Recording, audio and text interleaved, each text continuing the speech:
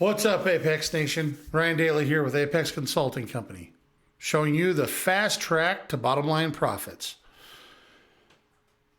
Maybe you know, maybe you don't. I coach clients from the West Coast to the East Coast, all over the United States and even Canada. That being said, I got a call today from one of my clients in North Carolina. His name's Gary. Very savvy business owner, has owned several companies throughout his life, mostly in the construction arena. But he had a very significant question today. And that question, sorry about my phone. That question, just another another client. I'll answer him in 2 seconds. But Gary wanted to know about company culture. He's really, really struggling and trying to build a culture of winners and people that really care, right? I mean, that's a hard part right now in entrepreneurship is getting employees that really care and really want to make a difference, and you know what, we all struggle with it. We all struggle with it. So anyway, in about I'm gonna cut this down to a real quick 10, 15 minute dissertation, whether it's good, bad, or indifferent. Just shooting off the top of the head here.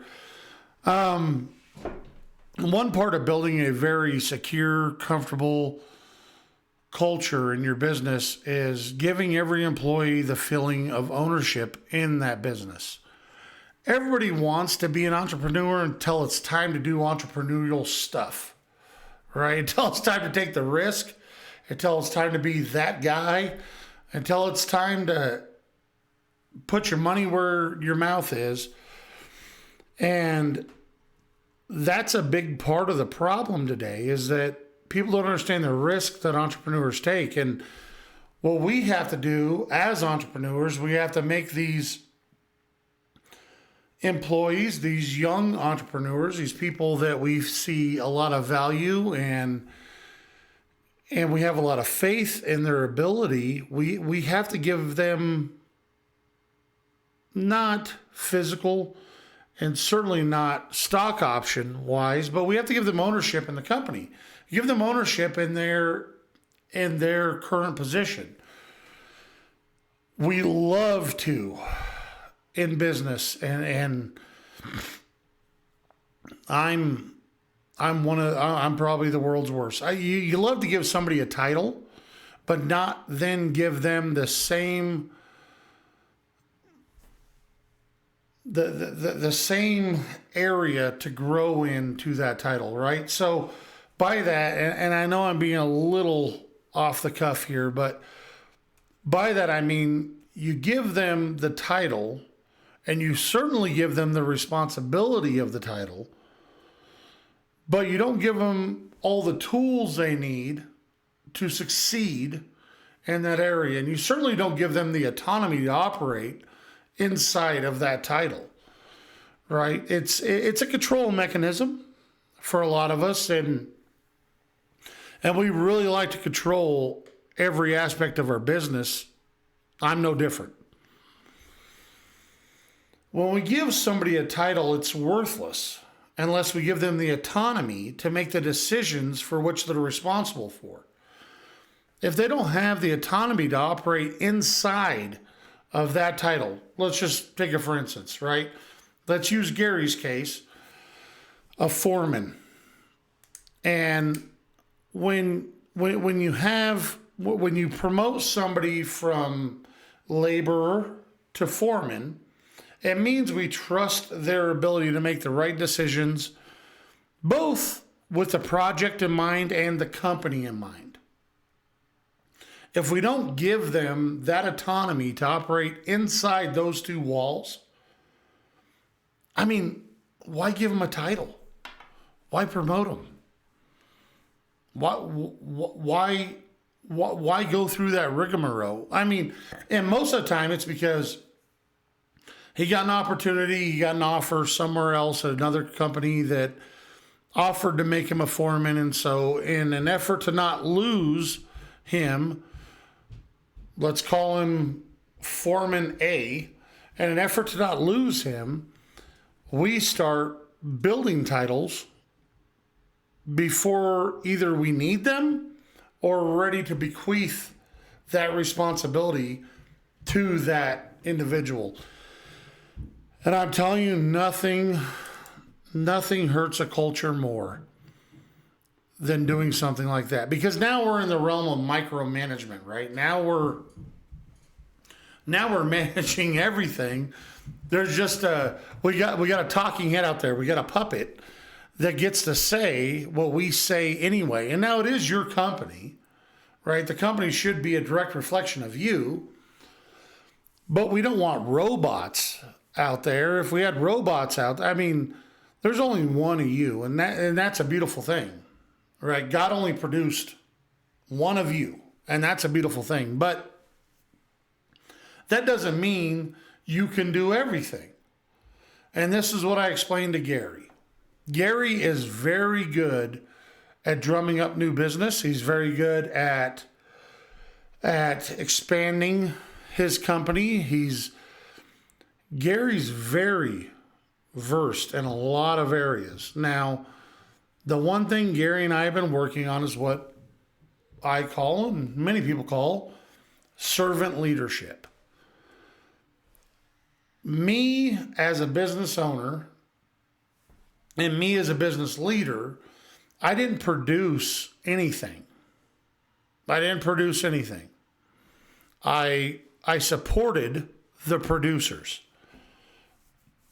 I have a whole article in Forbes about this. I strictly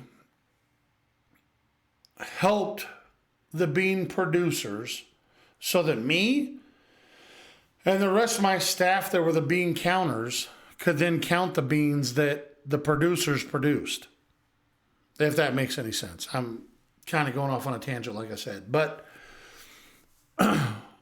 if you instill a culture of servant leadership, I've always told my staff, no matter what,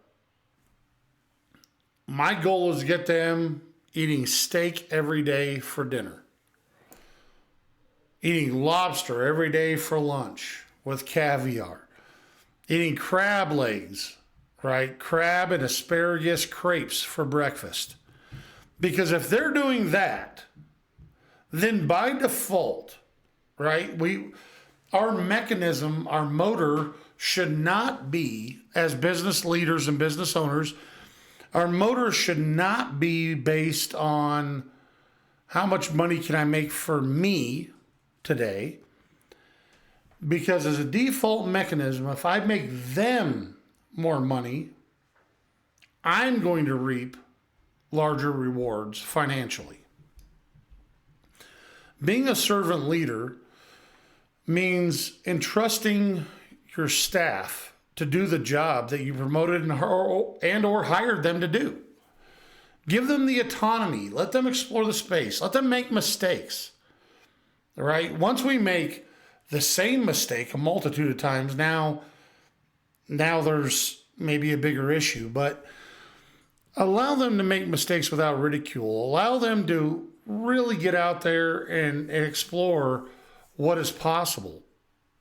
When we do that, right, because great leaders surround themselves with people that are phenomenal in specific areas. You're phenomenal in a specific area. I promise you. You wouldn't be watching this video if you weren't. You legitimately care. I legitimately care. Let them legitimately care. Let them take ownership in their piece of that business. Let them take ownership in that piece of that pie. consult with them regularly on anything that you're going to do that's inside their job description. Don't stand on an island making decisions. Consult with them. Be a servant leader. What makes sense to them? This is how I consulted Gary today. And I'm going to read you a text message real quick from him that was sent to me. That was sent to me via text message earlier. I was showing him how the Titans got Tony Pollard. He's a Cowboys fan. So I was, apologies. I talk to my clients this way. We're best friends. But I consulted him on this morning. He texted me back this evening, and this is near and dear to my heart.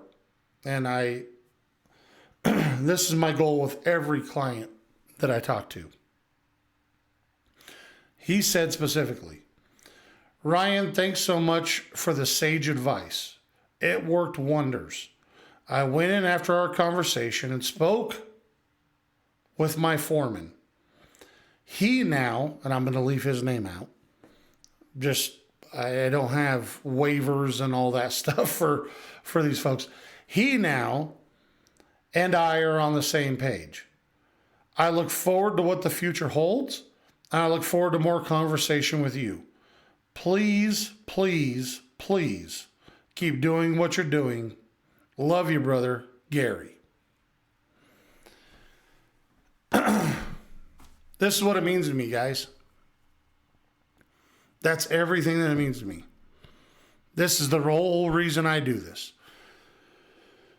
I'm going to have a whole another far more in-depth look at company culture, servant leadership, what we can do as leaders to move our team in the same direction, everybody pulling the rope in the same direction.